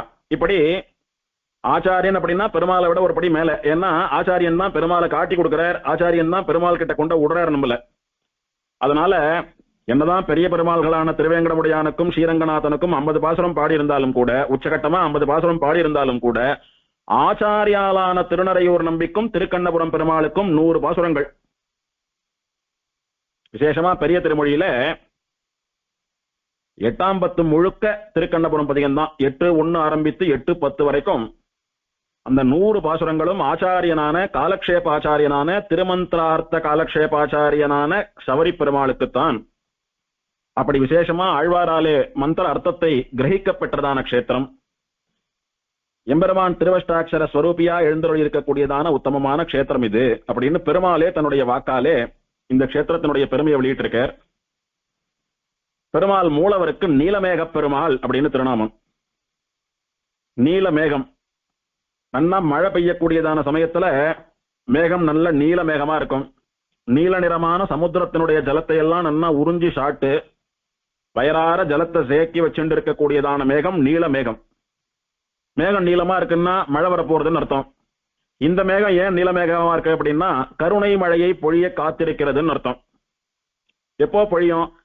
யாராவது ஒரு அடியவன் போய் சேவித்து ஏதானும் பிரார்த்திச்சுட்டா, வெறும கையை கூப்பிட்டாலுமே கூட கருணை மழையை பொழிய தொடங்கிடும். அப்படி கருணைன்னு சொல்லக்கூடியதான ஜலத்தை நிறைய சாட்டு தேக்கி வச்சுருக்கிற மேகம் மழைக்கால மேகம் போல நீலமேகமா சேவை சாதிக்கிறது. சேவித்து கைகூப்பி பிரார்த்திக்கிற போது தயா வருஷம் அனுகிரக வருஷம்னு சொல்லக்கூடிய கருண மழையை தடையில்லாம பொழிய ஆரம்பிக்கும். அதனால நீலமேகம் இது. நீலமேகத்தை போல உத்தமமான திருமேனி அழகு இந்த எம்பெருமானுடையது. ஒரு ப்ளூ கலர் டைமண்ட், ஒரு ப்ளூ கிறிஸ்டல், அதனால பெருமாளுடைய திருமேனியை பண்ணினா எப்படி இருக்குமோ அந்த மாதிரி தேவ சாதிக்கக்கூடிய உத்தமமான பேரழகன் இந்த எம்பெருமான். இதெல்லாம் வார்த்தைக்காக வர்ணிக்கிறதல்ல. பிரத்யட்சமா பெருமாள் நித்தியசூரிகளுக்கும் ரிஷிகளுக்கும் தேவர்களுக்கும் ராஜாக்களுக்கும் பாகவதோத்தமர்களுக்கும் பிராட்டிமார்களுக்கும் இப்படிதான் சேவை சாதித்தான் அப்படின்னு ஸ்தல புராணத்துல ஸ்லோகங்கள்லாம் உண்டு. நீலமேக பெருமாள் அப்படின்னா இந்திரனுக்கு பெருமாள் எப்படி இங்க சேவை சாதித்தார் அப்படின்னு ஸ்தல புராணம் வர்ணிக்கிறது. அதுல நீலாத்ரிம் இவ திஷ்டந்தம், நீல நிறத்துல ஒரு மலையை போல சேவை சாதிச்சான் பெருமாள். மலை போல அப்படி அகன்று விரிந்து கம்பீரமா அவசரமா நிக்கிறான். மலை என்ன நிறத்துல இருக்கான்? நீல நிறத்துல இருக்கான். அதனால இந்த எம்பெருமானுக்கு நீலமலை, நீல சமுத்திரம், நீலமேகம் அப்படின்னு நீலமேக பெருமாள் அப்படின்னு மூலவருக்கு திருநாமம். மூலவரான நீலமேக பெருமாள் நல்ல ஆச்சரியமான ஒசரம். அந்த ஒசரத்துக்கு தகுந்தபடி திட்டமான திருமேனி. ரொம்ப கொழு கொழுன்னு குண்டான பெருமாள் எல்லாம் இல்ல, ரொம்ப வத்தலந்தத்துலமான பெருமாளும் இல்ல. அந்த ஒசரத்துக்கு என்ன திருமேனி இருந்தா பார்ப்பதற்கு அழகா இருக்குமோ அப்படி ஆச்சரியமா கம்பீரமா இருக்கக்கூடிய அதிரூப சுந்தரன் பெருமாள். பெருமாளுக்கு 4 திருக்கரங்கள். மேல் 2 திருக்கரங்களாலே சங்கையும் பிரயோக சக்கரத்தையும் ஏந்தி கொண்டிருக்கக்கூடிய பெருமாள். ஸ்ரீரங்கம் சுவாமி நம்பெருமாள், உறையூர் அழகிய மாவாளன், இப்படி சில பெருமாள்களுக்கு விசேஷமா இந்த பிரயோக சக்கரம் இருக்கிறது. அடியவர்களுக்கு ஏதான ஒரு துன்பம்னு வரச்ச அப்படி அகலமா புடிச்சுட்டு இருக்கிற சக்கரத்தை திருப்பி பிரயோகம் பண்றதுக்கு கூட ஒரு க்ஷணம் ஆகும். அந்த ஒரு க்ஷணம் தாமதத்தையும் பொறுக்க கூடாது என்பதற்காக அடியவர்களுக்கு ஏதான ஒரு கஷ்டம்னு வரச்ச உடனே இந்த சக்கரம் புறப்படுறதுக்கு சித்தமா இருக்கக்கூடியதான நிலையிலே பிரயோக சக்கரம்னு பெருமாள் அதை புடிச்சுட்டு இருக்கார். அப்படின்னா சக்கரத்தை திருப்பி கூட அப்படி எரிய வேண்டாம், எதிரி மேல எரிவதற்கான நிலையிலேயே பெருமாள் சித்தமா வச்சுட்டு இருக்கார். அப்படி தூக்கி போட்டா போறோம்.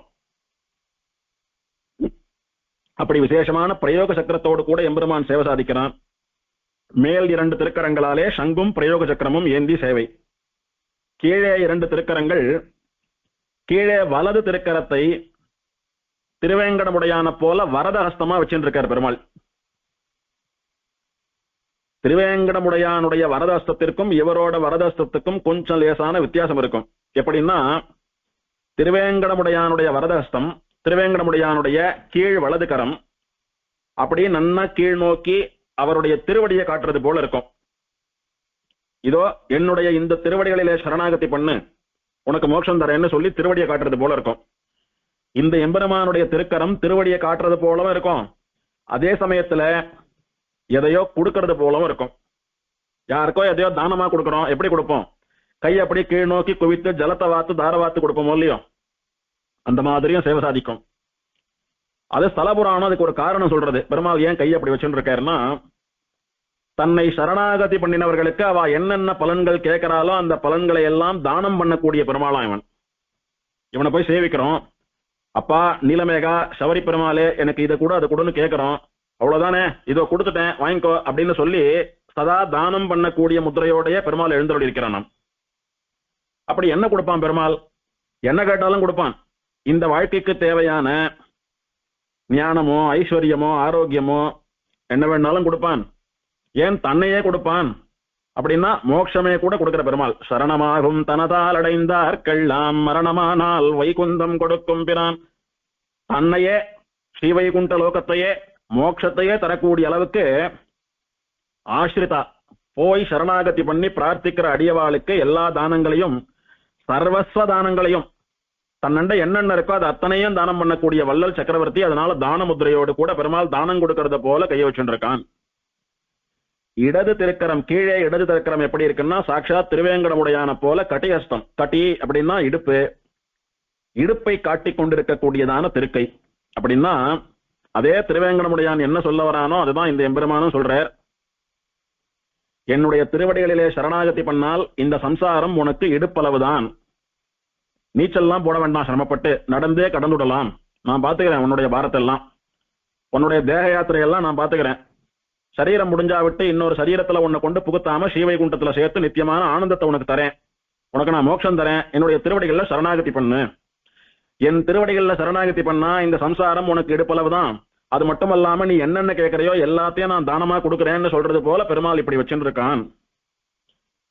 இந்த பெருமாள் இருக்கிற மூலவர் நிஜமாவே நீலமேக பெருமாள் தான்.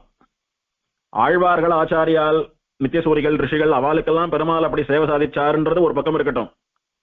இன்னைக்கு அர்ச்சாவதாரமா இருக்கிற பெருமாளை நாம போய் நின்று ஒரு 5 நிமிஷம் உத்து சேவித்தாலும் கூட நீலமேக நாட்டமே சேவை சாதிக்கக்கூடிய பெருமாள்.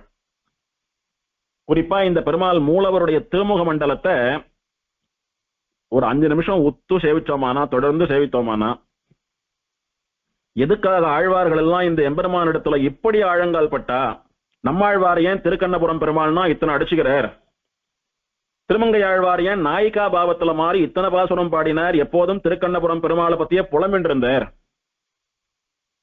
எதனால ஆழ்வார்கள் எல்லாம் இந்த எம்பெருமானால இவ்வளவு மயக்கப்பட்டான்ற விஷயங்கள் எல்லாம் இன்னைக்கும் நம்மள போல சாதாரணமா இருக்கிற ஆழ்வார்களாட்டமா, பக்தியோ ஆச்சாரியாலாட்டமா, ஞானமோ இல்லாத நம்மள மாதிரி பாமராளுக்கும் கூட ஓரளவுக்கு புரியும்.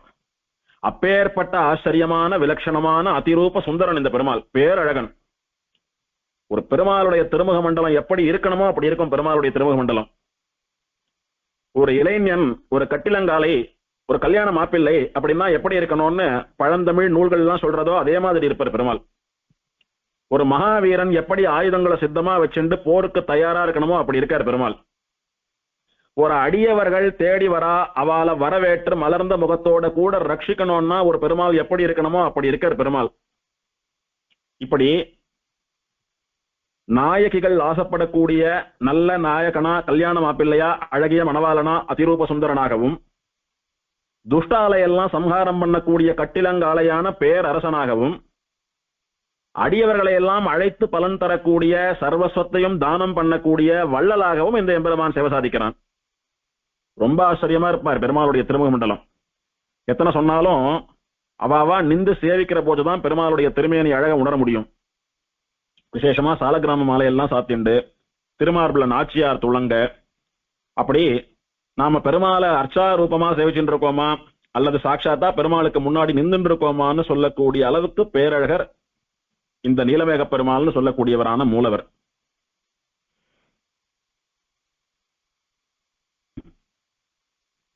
விசேஷமா மூலவருக்கு வலது பக்கத்திலும் இடது பக்கத்திலும் உபயநாச்சிமார்களான ஸ்ரீதேவி நாச்சியாரும் பூமிதேவி நாச்சியாரும் சேவை சாதிக்கிறார். உபயநாச்சிமார்களா பெருமாள் பக்கத்துல இருந்துட்டு பெருமாளுக்கான போகங்களையும் வந்து சேவிக்கிற நமக்காக பெருமாளிடத்திலே புருஷகாரத்தையும் பண்ணிக்கொண்டு போகார்ச்சைகளா ஸ்ரீதேவி நாச்சியாரும் பூமிதேவி நாச்சியாரும் மூலவர்களாகவே நின்ன திருக்கோலத்தில் சேவை சாதிக்கிறார். இந்த எம்பெருமானுடையதான திருமுக மண்டலம் அதிவிலட்சணமானது அப்படின்னு நாம அனுபவிக்கிறது மட்டும் இல்லாம புராணமும் வர்ணிக்கிறது. பெருமாள் நின்ன திருக்கோலத்துல கிழக்க பார்த்த மாதிரி சேவை சாதிக்கக்கூடிய பெருமாள். கிழக்க சமுத்திரத்தை பார்த்து எழுதிருக்கார் பெருமாள், நித்திய புஷ்கரணியை பார்த்த மாதிரி எழுதிருக்கார். இந்த எம்பெருமானுக்கு பல உத்தமமான குணங்கள் இருந்தாலும் வசந்த குணமாக ஆழ்வார் ஆச்சாரியர்களால வர்ணிக்கப்பட்ட குணம் ஒண்ணு உண்டு. என்னன்னா சரண்ய முகுந்தத்துவம்னு பேரு. சரணாகதி பண்ணவாளுக்கு மோட்சம் தரக்கூடியதான குணம். இது அப்படியே வியாக்கியானம் பண்ணினார் நம்மாழ்வார் திருவாய்மொழியிலே. சரணமாகும் தனதால் அடைந்தார்க்கெல்லாம் மரணமானால் வைகுந்தம் கொடுக்கும் பிரான். சரணாகதி பண்ணவாளுக்கு சரீரத்திலேருந்து ஆத்மா பெரிய க்ஷணத்துல ஸ்ரீவைகுண்டத்தை அனுகிரகிக்கக்கூடிய எம்பெருமான்.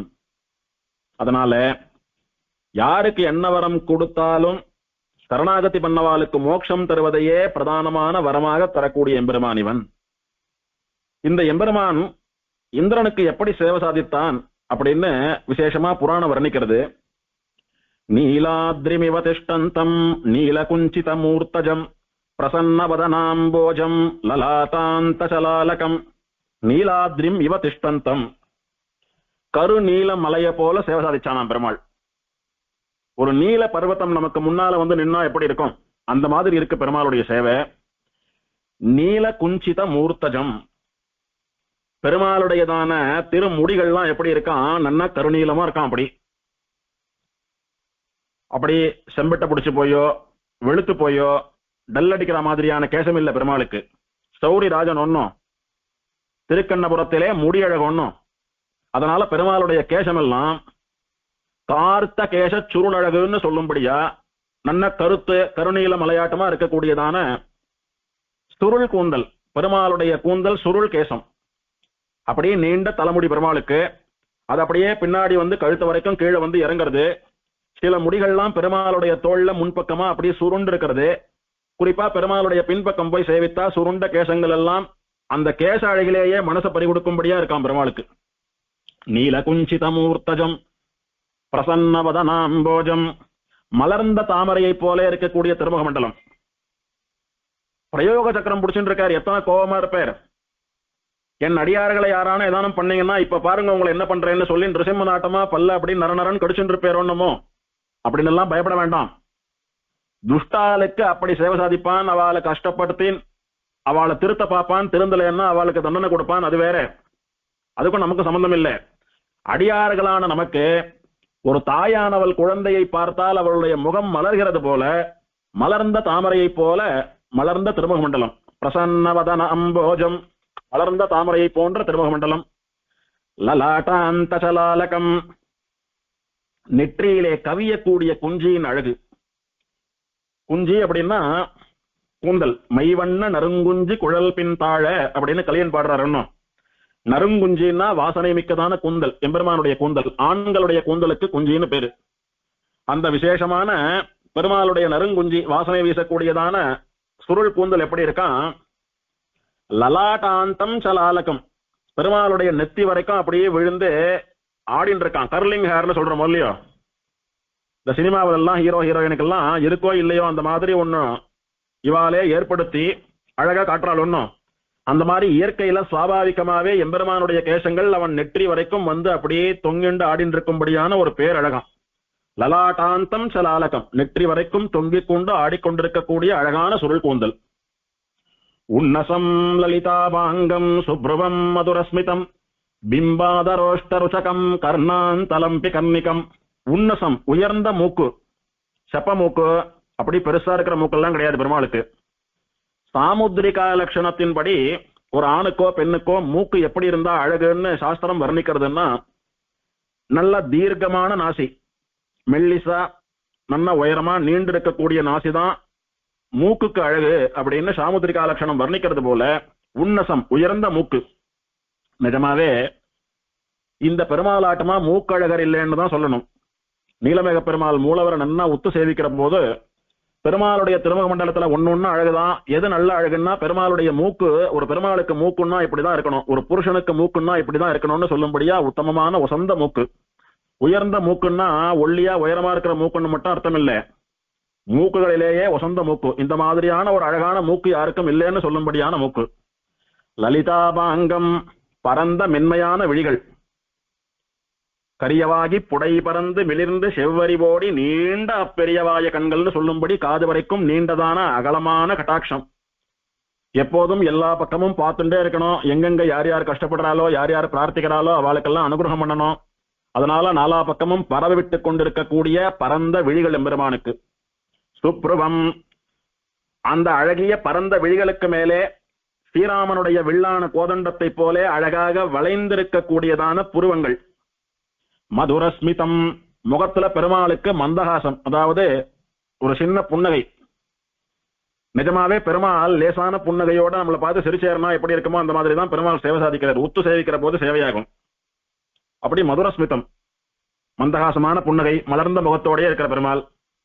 நான் பெரிய பரதத்துவம் ஆயுதம் எல்லாம் பிடிச்சுட்டு இருக்கேன், எப்போதும் எல்லோரையும் நான் கண்காணிச்சுட்டே இருக்கேன், பிரயோக சக்கரம் வச்சுட்டு இருக்கேன், அதனால கண்ணில் வந்து அப்படி அக்னி பிழம்பாட்டமா கோபத்தை கக்கின்னு இருப்பேர்னெல்லாம் அர்த்தம் கிடையாது. மதுரஸ்மிதம், மந்தகாசமான புன்னகை. பிம்பாதரோஷ்டருச்சகம், கோவைப்பழம் போலே சிவந்த உதடுகள். பெருமாளுக்கு உதடு தான் இருக்கா அல்லது கோவப்பழத்தை அப்படியே கட் பண்ணி அந்த இடத்துல ஒட்ட வச்சிருக்காளான்னு சொல்லும்படி அத்தனை சிவந்த உதரங்கள். லிப்ஸ்டிக் எல்லாம் போடவே வேண்டாம். கர்ணாந்தலம்பி கர்ணிகம், பெருமாளுடைய காதை அப்படி மறைச்சுட்டு இருக்கிற மாதிரி அத்தனை நீண்ட தோடுகள். லம்பி கர்ணிகம் அப்படின்னா நீண்ட தோடுகள், நீண்ட குழைகள் அர்த்தம். விசேஷமா பெருமாள் இந்த மகர குண்டலம் அப்படின்னு மீன் வடிவத்திலான தோடெல்லாம் போட்டுக்கிறாரு இல்லையோ, அதெல்லாம் பார்த்தா நம்ம ஸ்திரீகள் எல்லாம் போட்டுக்கிற மாதிரி கடுக்க நாட்டமா சின்னதா ஒட்டிண்டு எல்லாம் இருக்காது. காது எங்க ஆரம்பிக்கிறதோ அங்கேருந்து முடிகிற வரைக்கும் இன்னும் கீழே கூட தொங்கிட்டு இருக்கும் பெரிய தோடா. அந்த மாதிரி லம்பி கர்ணிகம் அப்படின்னா கர்ணபத்திரம், காது அளவுக்கு காதோடு கூட சேர்ந்து காதையும் தாண்டி தொங்கக்கூடியதான ஒசந்த குழைகள். மகரம் சேர்க்குழை இருபாடு இலங்கி ஆட, தோடு ஆடணும். அப்படி காதோட ஒட்டின் இருக்கிற மாதிரி ஒரு சின்ன ரவுண்டா பொட்டு மாதிரியான தோடு, தாமரை மாதிரியான தோடெல்லாம் சரிப்படாது. காதுல தொங்கின் இருக்கிற தோடு பெருமாள் நடக்கிறச்ச, பெருமாள் பேசுறச்ச, தலையாட்டுறச்செல்லாம் அதுவும் ஆடணும். ஆடக்கூடிய அந்த தோட்டில் இருக்கக்கூடிய ரத்தனங்களும் வைரங்களும் அதுல இருக்கக்கூடியதான அந்த கதிர்களும் பட்டு பெருமாளுடைய திருமுக மண்டலம் மேலும் பிரகாசிக்கணும்.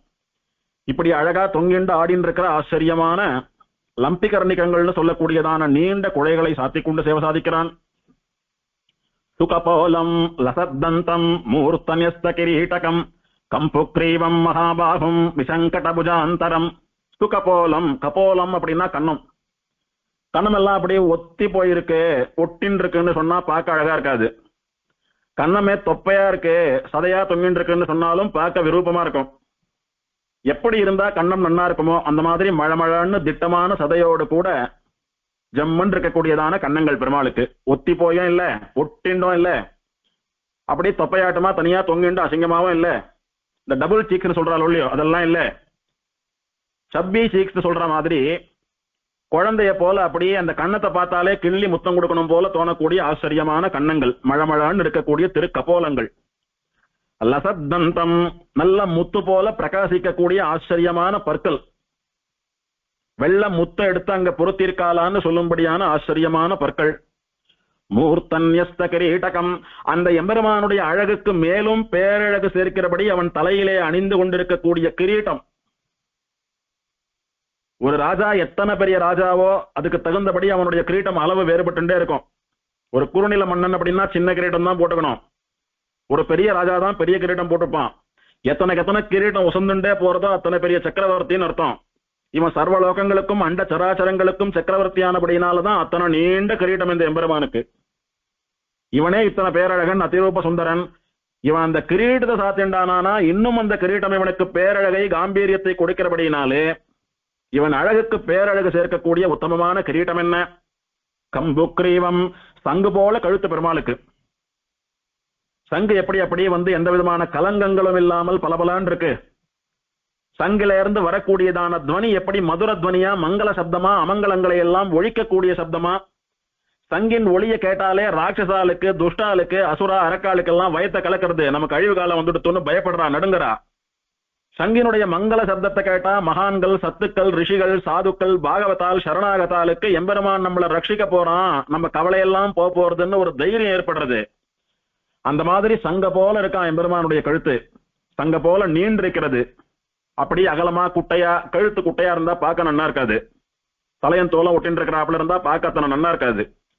கழுத்து நன்னா நீளமா தனியா தெரிஞ்சாதான் நன்னா இருக்கும். அந்த மாதிரி சங்க அப்படி நிக்க வச்சா எப்படி இருக்கோ அந்த மாதிரி நன்னா நீண்டு இருக்கக்கூடியதான கழுத்து. சங்க போல வெண்மையா பலபலன்னு அப்படி ஜலிக்கக்கூடிய கழுத்து. சங்க போல மழமழான்னு இருக்கக்கூடிய கழுத்து. அந்த சங்கில இருந்து வரக்கூடிய துவனி எப்படி கெட்டவாளை எல்லாம் நடுங்க வைத்து நல்லவாளுக்கெல்லாம் அனுகிரகம் பண்றதோ அந்த மாதிரி சங்கு போல இருக்கிற பெருமாளுடைய கழுத்துல இருந்து வரக்கூடிய பெருமாளுடைய குரலும் அடியவர்கள் காதால கேட்டாலானா அப்படி தேன் பாயறது. துஷ்டா காதால கேட்டாலானா குடல் நடுங்கிறது. அப்படி கிட்டத்தட்ட சங்குக்கு எல்லா விதத்திலும் சமானமான எம்பெருமானுடையதான கழுத்து. சங்கு போல கழுத்தும் விஷங்கடபுஜாந்தரம், நீண்டு அகன்ற பெருமாளுடைய திருக்கரங்கள், பெருமாளுடைய திருமார்பு. பெருமாளுடைய திருக்கரங்கள் நீண்டிருப்பது கரங்களுக்கு அழகு. பெருமாளுடைய மார்பு அகன்றிருப்பது மார்புக்கு அழகு. புருஷாலுக்கு மார்பகங்கள் அகன்றிருந்தால் அழகு அப்படின்னு சாஸ்திரங்கள், காவியங்கள்லாம் வர்ணிக்கிறது. மலர் மார்பான்ற ஆண்டாள், மலர்ந்த மார்பை உடையவனே, அகன்ற மார்பை உடையவனே, எக்ஸ்பாண்டட் செஸ்டா இருக்கணும், பார்க்கறதுக்கு அத்தனை அழகா இருக்குமா பெருமாளுக்கு அது. அந்த மாதிரி விஷங்கட புஜாந்தரம், அகண்ட மார்பு, புஜங்கள்லாம் அப்படி அகன்ற சேவை சாதிக்கிறான். பெருமாள் 4 கை இருக்கு, சங்கு சக்கரங்களை எல்லாம் பிடிச்சுட்டு இருக்கார். அப்படியே குறுகிய சுருங்கிய தோளா அப்படியே தோலை தொங்க போட்டு இருந்தாருன்னா பார்க்க நல்லா இருக்குமா? அகன்று விரிந்த தோள்களோட கூட ஒரு புருஷன், ஒரு யுவான்னா இப்படிதான் இருக்கணும்னு கட்டிலங்காலையா பெருமாள் சேவை சாதிக்கக்கூடிய அவருடைய மலை போல இருக்கக்கூடிய அகன்ற திருமார்பு, நீண்ட கரங்கள். ஒரு போர் வீரனுக்கு, ஒரு ராஜாவுக்கு எது வசதி அப்படின்னா அவன் கை எத்தனை நீளமா இருக்கோ அதை வைத்து அவன் எத்தனை தூரம் யுத்தம் பண்ணுவான்னு சாமர்த்தியமா சொல்லிடலாமா. தாள் தோய் தடக்கை தகைமான் வழுதின்னு புறநானூற்றுல ஒரு வரி வரும். தாள் தோய் தடக்கை. இந்த வழுதின்னு ஒரு பெரிய ராஜா இருந்தான். அவனுடைய கை எப்படி இருக்கும்னா, தோல்ல இருந்து தொங்குறது ஒன்னும் அதை அப்படியே தொங்க போட்டு அட்டென்ஷன்ல நின்னா தாள் வரைக்கும் போகுமா, முட்டி கீழே போகுமா கை. அவ்வளவு பெரிய கை. அவ்வளவு பெரிய கையா இருக்கிறபடினால எத்தனை தூரம் வேணாலும் வேகமா வில்ல பின்னுக்கு இழுத்து அம்ப பின்னுக்கு இழுத்து விட்டானா குறி தப்பாது, துடிச்சு போய் சாவான் எதிரில் இருக்கிறவன். அந்த மாதிரி சண்டை எல்லாம் பண்றவாருக்கு கைகள் நீண்டு இருக்க வேண்டும். இந்த எம்பெருமானுக்கும் நல்ல நீண்ட திருக்கரங்கள். சத்ரு வித்வம்சனோத்யுக்த சங்க சக்கரல சத்கரம் ஹாரகேயூர கடகலக்ஷ்மி கௌஸ்துபசோபிதம். சத்ரு வித்வம்சனோத்யுக்த சங்க சக்கரல சத்கரம். பகைவர்கள் பார்த்தாலானா அஞ்சு நடுங்கும்படியான சங்கையும் சக்கரத்தையும் ஏந்தி கொண்டிருக்கக்கூடிய கரங்கள் பெருமாளுக்கு. அடியார்கள் பார்த்தாலானா சங்க சக்கரம் எல்லாம் புடிச்சுட்டு இருக்கார், இவர் எங்க பெருமாள், நான் வணங்குற ஸ்ரீமன் நாராயணன், நான் பிரபன்னன், பெருமாளை தவிர யாரையும் சேவிக்க மாட்டேன், இவன் சங்க சக்கரங்களை பிடிச்சுட்டு இருக்கிறபடினால இவன் ஸ்ரீமன் நாராயணன் தெரியறது, சந்தோஷமா உகந்து சேவிக்கிறேன் அப்படின்னு சேவிக்கிற அடியவர்களுக்கு சந்தோஷத்தையும், இவன் சங்க சக்கரம் எல்லாம் பிடிச்சுட்டு இருக்கான், அதுலயும் விசேஷமா பிரயோக சக்கரம் வேற ஏந்தின்னு இருக்கான், இந்த பெருமாள் எல்லாம் ரொம்ப டேஞ்சர், இவன் கிட்டவே போகக்கூடாதுன்னு பகைவர்கள் பார்த்தாலானா சங்க சக்கரங்களை பார்த்த மாத்திரத்துல, அதுவும் பிரயோக சக்கரத்தை பார்த்த மாத்திரத்துல வயத்தை கலக்கிறது, தப்பிச்சா போறோம்னு ஓடுறாளாம் அங்க இருந்து. இப்படி பகைவர்கள் அஞ்சி நடுங்கி ஓடும்படியான சங்க சக்கரங்களை ஏந்தி கொண்டிருப்பவன். ஹார கேயூர கடக லக்ஷ்மி கௌஸ்துப சோபிதம். கழுத்துல வைஜெயந்தி வனமாலைன்னு சொல்லக்கூடியதான நித்தியசூரி தேவதையான ஆபரணம் ஹாரம், என்ன அழகான ஹாரம் சாத்தின்னு இருக்கார் பெருமாள் மார்புல. கடகம் உத்தமமான வாழை சாத்தின்னு இருக்கார் பெருமாள். கை வலை, பெருமாள் உத்தமமா ஸ்ரீகள்லாம் வலை சாத்திக்கிறாப்பல புருஷா சாத்திக்கக்கூடிய தோடான்னு சொல்லக்கூடிய வலையை சாத்தின்னு இருக்கார். கௌஸ்துப ரத்னம் திகழக்கூடிய மார்பு, ஸ்ரீவத்சம்னு சொல்லக்கூடிய மறு திகழக்கூடிய அழகிய மார்பு, எல்லாத்துக்கும் மேல இவன் பரதத்துவம் அப்படின்னு நிரூபிக்கக்கூடிய பிராட்டி உரையக்கூடிய மார்பு. மார்புல கௌஸ்துப ரத்னம் என்ன, ஸ்ரீவத்சம்னு சொல்லக்கூடிய மறு என்ன, லக்ஷ்மி தேவி என்ன, இவாளோடெல்லாம் கூட பரதத்துவமா பெருமாள் பிரகாசிக்கிறாமா. மார்புல தாயார் சேவை சாதிக்கிறா பெருமாளுக்கு. கிருஷமத்யம் திரிவல்யந்த ஸ்புரிதோதர பந்தனம் விஸ்தீர்ண ஜங்கம் உட்புள்ள சரோருகல சத்பத்மம் தீனோரு காண்ட லலிதம். வாழைத்தண்டை போல தொடையாம் பெருமாளுக்கு. ஊரு அப்படின்னா தொடை. பெருமாளுடைய தொடைகள்லாம் எப்படி இருக்கான், வாழைத்தண்டை போல இருக்கான். என்ன அர்த்தம், அப்படி பெருசா ஆலமரமாட்டமா பெரிய யானை தொடையெல்லாம் இல்ல பெருமாளுக்கு. வாழைத்தண்டு எத்தனை திட்டமா இருக்கோ அந்த மாதிரி திட்டமா அகலம் குறைவா நீளம் ஜாஸ்தியா இருக்கிற நீண்ட திருத்துடைகள் பெருமாளுடையது. வாழைத்தண்டு எப்படி வளவழன்னு இருக்கும் அந்த மாதிரி பெருமாளுடைய திருத்துடைகள், பெருமாளுடைய திருக்கால்கள் எல்லாம் அப்படியே மழமழன்னு சங்க போல இருக்கக்கூடிய ஆச்சரியமான அழகு. மக்னஜானும் ஒடுங்கிய முட்டி, அப்படின்னா நல்ல வலிமையான திட்டமான முட்டி. பெருமாளுடைய செல்ஃப் வெயிட்டே அவரை நடக்க முடியாம பண்றதுன்னு சொல்லக்கூடிய அளவுக்கு நம்மளை போல எல்லாம் கிடையாது. சுவருத்த ஜங்கம், நல்லா அப்படி திரண்டு இருக்கக்கூடிய அழகிய கணுக்கால்கள். உட்புள்ள சரோருகல சத்பத்மம், ரெண்டு தாமரைகளை கொண்டாந்து திருவடியிலே பொருத்தினது போல தாமரை மயமான மென்மையாக ஒளிரக்கூடிய திருவடிகள். ஜலத்துல மலர்ந்த தாமரை எப்படி சூரியனை கண்டா அப்படியே மலர்ந்து சிரித்து பிரகாசிக்கிறதோ அந்த மாதிரி யாராவது ஒரு அடியவர் சேவிக்கணும், நமகான்னு சொல்லி பெருமாள் திருவடியை சேவிக்கணும், சரணாகதி பண்ணணும்னு வந்துட்டா இந்த அடியவர்களான சூரியனை பார்த்த மாத்திரத்துல பெருமாளுடைய திருவடின்னு சொல்லக்கூடிய தாமரை மலர்றதுதான். தாமரை போல அழகா இருக்கு, தாமரை போல மனம் வீசுகிறது, தாமரை போல மென்மையா இருக்கு பெருமாளுடைய திருவடி எப்பவுமே. அதனாலதான் திருவடி தாமரைகள்னு பேரு. யாரான ஒரு சேவார்த்தி ஒரு பக்தர் சேவிக்க வந்துட்டா சூரியனை பார்த்த தாமரை எப்படி பல்ல காட்டின்னு அப்படி சந்தோஷமா பிரகாசிச்சு மலர்றதோ அந்த மாதிரி பெருமாளுடைய திருவடி தாமரைகளும் மலர்றதுதான். ஏன்னா எதுக்காக நான் ஸ்ரீவைகுண்டத்தை விட்டு இந்த திருக்கண்ணபுரத்துல வந்து நின்று இருக்கணும், அந்த காரியம் நடக்க போறது. ஒரு பக்தன் வந்துட்டான், நமகான்னு என் திருவடிகள்ல சரணாகதி பண்ண போறான், யார நான் உத்தேசிச்சு இங்க வந்து நின்று இருக்கணும், அந்த அடியான் வந்துட்டான் நான் சிரிக்கிறேன்னு சொல்றது போல இந்த திருவடி தாமரைகள் மலருமா. அப்பேற்பட்ட உட்புள்ள சரோருக லசத் பத்மம், விளங்குகிற சிரிக்கிற பிரகாசமான மலர்ந்த திருவடி தாமரைகளை உடையவன் யாருன்னு சொன்னால் நாராயணம் ஜெகநாதம் நயனானந்த காரணம் சரணாகத சர்வஸ்வதான சங்கல்ப கல்பகம். இவன் ஸ்ரீமன் நாராயணன். அப்படின்னா நாராயண மகாமந்திரம்னு சொல்லக்கூடிய அஷ்டாட்சர மகாமந்திரத்தினுடைய தேவதை. நாராயண மகாமந்திரத்தினுடைய முழு ஸ்வரூபமாக திகழக்கூடிய எம்பெருமான். திருமந்திரம் வர்ணிக்கிற அந்த லக்ஷ்மிநாதன் திருமகள் கேள்வன் இவன்தான். அண்ட சராச்சரங்களிலே இருக்கக்கூடிய அத்தனை வஸ்துக்களிலும் அத்தனை ஜீவர்களுக்குள்ளும் அந்தர்யாமியாக வாசம் பண்ணக்கூடிய நாராயணன் இவன். இவன் இல்லாத லோகமே கிடையாது, இவன் இல்லாம எதுவுமே கிடையாது, இவன் இல்லைன்னா எதுவுமே கிடையாது. நாராயணம் ஜெகநாதம் இப்படி எல்லாருக்குள்ளேயும் இருந்து அவளை எல்லாம் இயக்கின்றிருக்கிறபடினால எத்தனை ஜெகத்துண்டோ அத்தனை ஜெகத்துக்கும் நாதன் சுவாமி இவன். ஏகைக நாதன். இவனுக்கு மேல ஒரு சுவாமி கிடையாது, எல்லாருக்கும் இவன் தான் சுப்ரீம் பவர். நயனானந்த காரணம், நம்முடைய கண்களுக்கு ஆனந்தத்தை ஏற்படுத்தக்கூடிய காரணமா இருக்கிறவன். சுவாமி எங்கேயோ மெட்ராஸ்ல இருந்து எத்தனையோ மணி நேரம் அப்படி பயணப்பட்டு உடம்பெல்லாம் அழுத்து போய் அப்படி களைப்பா சோகமா சோர்வா போறோம் பெருமாள் சன்னதிக்கு. பெருமாளை போய் சேவித்த மாத்திரத்துல அத்தனையும் மறந்து போய் மனசுல இருக்கிற கஷ்டம், உடம்புல இருக்கிறதான சிரமம் எல்லாம் மறந்து போய் மனசுல ஒரு சந்தோஷம், கண்கள்லாம் அப்படியே வந்து சிரிக்கிறது, முகத்துல அப்படியே ஒரு புன்னகை வர தோணும். என்ன பெரிய கஷ்டம், எத்தனை கஷ்டப்பட்டாலும் பெருமாளை சேவிச்சுட்டேனே இது போறோம். இந்த மாதிரி ஒரு சேவை கிடைக்கிறதுனா எத்தனை கஷ்டம் எத்தனை முறை வேணாலும் படுறேன் அப்படின்னு சொல்ற முன்னும். அந்த மாதிரி நம்முடைய நயனங்களுக்கு ஆனந்தத்தை ஏற்படுத்தக்கூடிய காரணம். சேவிச்ச மாத்திரத்தினால கண்களுக்கும் மனசுக்கும் சரீரத்துக்கும் ஆத்மாவுக்கும் சந்தோஷத்தை கொடுக்கக்கூடிய, குறிப்பா கண்ணுக்கு விருந்து. வாய்க்கு விருந்துன்னா சாப்பிடணும், கண்ணுக்கு விருந்துன்னா கண்ணால நல்ல வஸ்துக்களை பார்க்கணும். யார பார்த்தா நம்முடைய சம்சாரமே போய் நமக்கு மோட்சம் கிடைக்கிறதோ அவனை பார்க்கறத விடவும் கண்ணுக்கு ஒரு பெரிய ஆனந்தம் இருக்க முடியுமா? அப்படி சேவிக்கிற கண்களுக்கு ஆனந்தத்தை தரக்கூடியவனா இந்த எம்பெருமான் சேவை சாதிக்கிறான். இது எல்லாத்த விட முக்கியம் ஒண்ணு தெரியுமோ? சரணாகத சர்வஸ்வ தான சங்கல்ப கல்பகம். இவனிடத்துல வந்து இவனை சரணாகதி பண்ணவாளுக்கு சர்வஸ்வ தான சங்கல்ப கல்பகம். என்ன நீ சரணாகதி பண்ணுட்ட, உன்னை விட்டா எனக்கு வேற கதி இல்ல, சபரி பெருமாளே நீதான் எனக்குன்னு சொல்லி என் திருவடிகள்ல சரணாகதி பண்ணுட்ட. இனி நீ எதை கேட்டாலும் இல்லைன்னு சொல்லாம எல்லாத்தையும் கொடுத்து விடுறேன் உனக்கு. சர்வஸ்வம், ஸ்வம் அப்படின்னா சொத்து, சர்வஸ்வம்னா என் சொத்து மொத்தத்தையும் கொடுத்து விடுறேன். ஐஹிகமான பலன்கள் கேட்டாலும் தரேன், ஆமுஷ்மிகமான பலன்கள் கேட்டாலும் தரேன், என்னையே கேட்டாலும் கொடுக்கிறேன், மோட்சமே தரேன், சரணாகதி பண்ணும். தன்னையே நாளும் விரும்பி தொழுவார்க்கு தன்னையே ஒக்க அருள் செய்வராதலால் அப்படின்னார் ஆழ்வார்.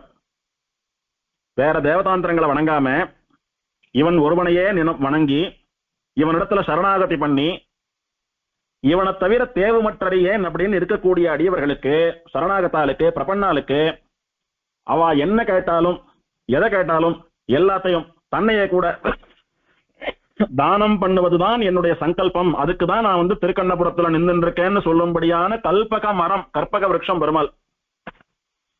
கற்பக மரம் இருக்கக்கூடிய சொர்க்கத்துக்கு போய் அதுகிட்ட வந்து கேட்டு என்ன கொடுக்க முடியுமோ அதை மட்டும் வாங்கிட்டு வர கதையெல்லாம் இல்லைங்க.